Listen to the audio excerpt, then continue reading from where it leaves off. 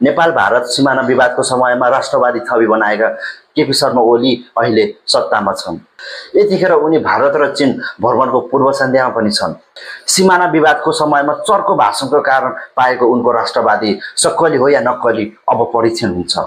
लिपुलेख, लिम्पियाधुरा र कालापानीको सन्दर्भमा ओलीले मोदी र सी जिनपिङसँग डराई जिब्रो चपाई लडबडाई घुमाउरो प्रश्न गर्छन् या आँखामा आँखा जुदाई हक्काहक्की एकछिन प्रश्न गर्छन् अथवा यसबारे कुरै गर्दैनन्।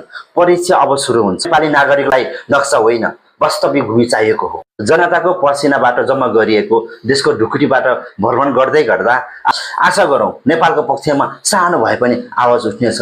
भारत र चीन जोडिने भनिएको नेपाली भूमिमा खम्ब बनेर उभिनेछन्। स्वदेशी तथा विदेशी फेन्सी आइटमहरूको लागि सम्झनै पर्ने नाम Anju and rain fashion collection, ब्याज 2 दमौली तनहुँ।